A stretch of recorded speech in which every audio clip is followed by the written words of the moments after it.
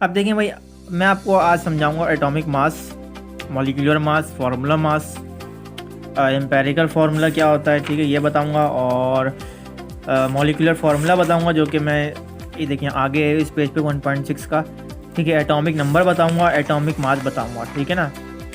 तो इन सब को आप जब रीड करेंगे तो ऑटोमेटिकली आपको समझ में आ जाएगा। इन सबसे पहले मैंने एक अलग से चार्ट बनाया हुआ है, वो आप पहले समझें।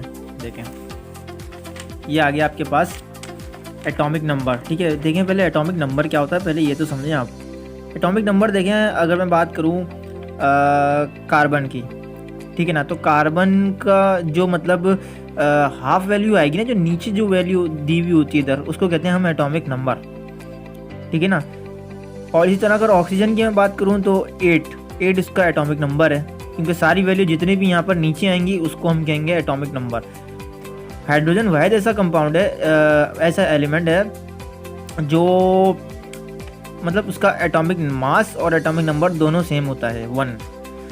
वैसे ये पाया डायटॉमिक फॉर्म में जाता है, H2 में पाया जाता है, लेकिन इसका एटॉमिक नंबर 1 होता है, ठीक है ना। तो नीचे जितनी भी वैल्यू ये एटॉमिक नंबर की लाएंगी और ऊपर जो वैल्यू है वो एटॉमिक मास की लाएंगी। ये मैं नीचे बताऊंगा आपको, बट आपको सिंपली इतना ये याद रखना है।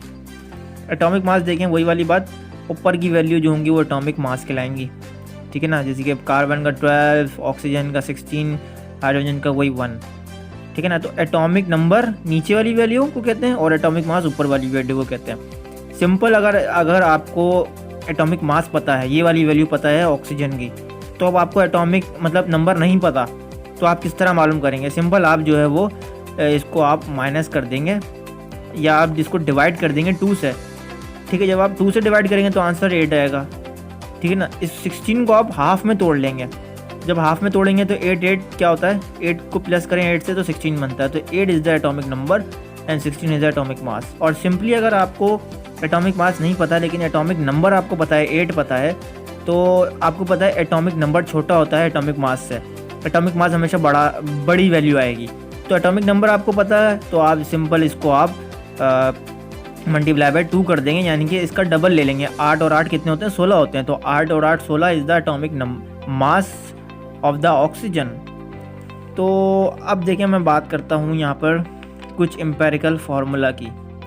देखिए, एम्पेरिकल फार्मूला सबसे पहले मैं आपको बताऊँ, सिंपलेस्ट रेशो को कहते हैं। एम्पेरिकल फार्मूला जो होता है वो कोई भी कंपाउंड का सिंपलेस्ट रेशो बताता है, ठीक है। और मॉलिक्यूलर फार्मूला क्या होता है, वो एक्चुअल नंबर बताता है। ये दोनों important MCQs point of view से बता रहा हूँ मैं आपको।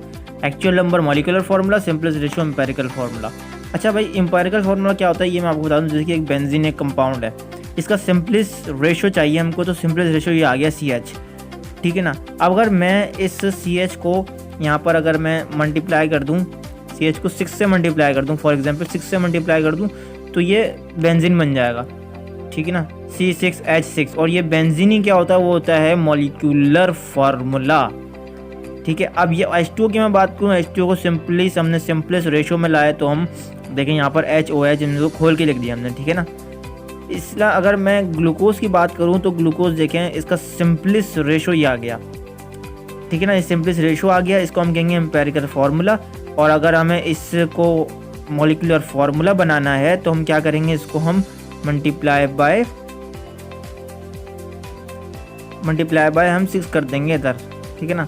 जब हम मल्टीप्लाई बाय 6 कर देंगे तो C6 हो गया, 6 2 12 हो गया, और ऑक्सीजन पे कुछ नहीं तो यहाँ पर सिंपल 6 आ गया। तो ये ग्लूकोज का फार्मूला बन गया and this is the molecular formula which shows the actual number of the compound and empirical formula is which shows the simplest ratio of the compound. अब आप बुक रीडिंग करें, यहाँ पूरा मतलब जो मैंने सबको समझा चुका हूँ, ये पूरी वही वाली बात की हुई है कि एटॉमिक मास क्या होता है। एटॉमिक मास आपको मैंने बताया कार्बन का 12 होता है, और एटॉमिक नंबर क्या होता है। एटॉमिक नंबर भी आप सिंपल इसका निकाल सकते हैं, 12 को डिवाइड कर दें 2 से तो 6 आ जाएगा, तो 6 इज़ द एटॉमिक नंबर। और एम्पेरिकल फार्मूला भी आपको समझ में आ गया कि क्या होता है। यहाँ भी देखें, इस बुक में बेंजीन की एग्जाम्पल दी हुई है, और ये सिंपली आप बुक रीडिंग करेंगे, जो भी मैंने समझाया है वो आपको मतलब ईजिली समझ में आ जाएगा। और दूसरी चीज़ यहाँ दी हुई है मॉलिक्यूलर फार्मूला, ठीक है ना। मॉलिक्यूलर फार्मूला भी आपको मैंने समझा दिया। ये तमाम चीज़ें मतलब आप रीड कर लें इसको, इजीली आपको समझ में आ जाएगा। बेसिक चीज़ जो होती है वो मतलब आपको यहाँ पर समझना होती है, अच्छा, ये थोड़ा सा न्यूमेरिकल वे से है, मैं आपको उसको बाद में जब न्यूमेरिकल सॉल्व कर रहे होंगे तो मैं बताऊंगा।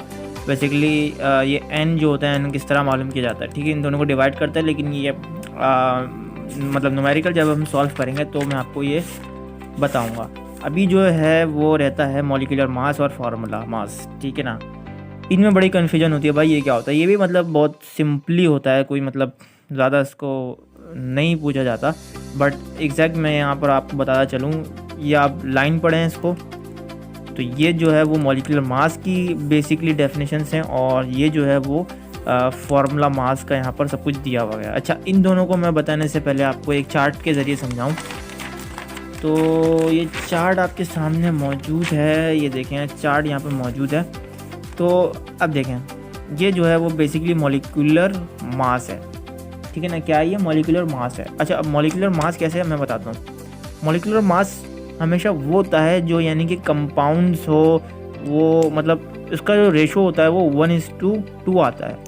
देखें 1:2 आता है रेशो, 1:2 का रेशो आता है किसमें? मॉलिक्यूलर मास में, ठीक है ना। अब देखें इसमें 1:2 का रेशो आ रहा है, 1:2 का रेशो आ रहा है, 1:2 का रेशो आ रहा है, 1:4 का रेशो आ रहा है, 1:4 का भी चलता है, लेकिन वही वाली बात 1:4 का आ रहा है तो फिर आगे जाके 1:2 हो जाता है, बात देखिए, ठीक है, 1:2 ही होना है इसको आगे जाके।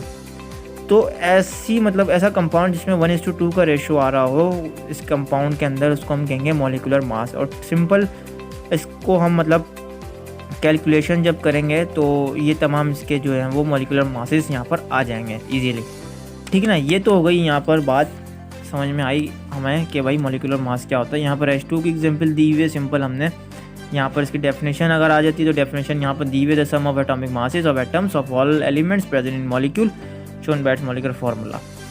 अब बात करते हैं हम फार्मूला मास की, ठीक है ना, इसकी हम बात करते हैं। फार्मूला मास क्या होता है भाई? फार्मूला मास देखें, ऊपर हमने बात करी थी रेशो आ रहा था 1:2 का, नीचे हम बात करेंगे 1:1 का रेशो जहाँ आएगा ना, इसको हम कहेंगे फार्मूला मास। इतना छोटा डिफरेंट है, ठीक है ना। ये आप मतलब इतना छोटा डिफरेंस को आप याद कर लें, बहुत है।